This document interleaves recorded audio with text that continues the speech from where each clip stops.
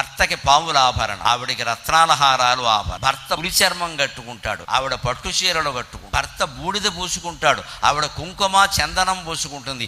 ఇన్ని భేదాలున్నా ఆ భర్తని ఈనాటి వరకు విడిచిపెట్టలేదు. మన దేవతల నుంచి మనం నేర్చుకోవలసింది వాళ్ళ జీవితాల్లో వాళ్ళు ఎలా ఉన్నారో తెలుసుకుని మనం అలా ఉండే ప్రయత్నం చేయాలి. లక్ష్మీదేవి అయినా అంతే. మీరు గమనించండి, మహావిష్ణువు వరాహ రూపం ధరించాడు, లక్ష్మీ వరాహ స్వామి, ఆవిడే ఆయనకి భార్య. నరసింహ రూపం ధరించాడు, సగం మనిషి సగం సుఖం. అప్పుడు ఆవిడొచ్చి ఒళ్ళో కూర్చుంది. ఇవాళ చిన్న చిన్న విభేదాల కోసం దంపతులు విడిపోతున్నారే, ఐశ్వర్యం కారణంగా, అహంకారం కారణంగా. డిఫరెన్స్ ఆఫ్ ఒపీనియన్ అని మూతి ముక్కు తిప్పేస్తున్నారు. ఎక్కడ మరి వాళ్ళకి ఎంత డిఫరెన్స్ ఆఫ్ ఒపీనియన్ ఉందంటే అక్కడ ఆకారాలతో సంబంధం లేదు, అలవాట్లతో సంబంధం లేదు, అభిప్రాయాలతో సంబంధం లేదు, ఆశయాలతో సంబంధం లేదు. అయినా లక్ష్మీనారాయణులు పార్వతీ పరమేశ్వరులు కాపురం చేస్తున్నారు కదమ్మా. దాంపత్యం అంటే అంతే, కాపురం చేయాల్సిందే. ఎట్టి పరిస్థితుల్లో విడిపోయే సమస్య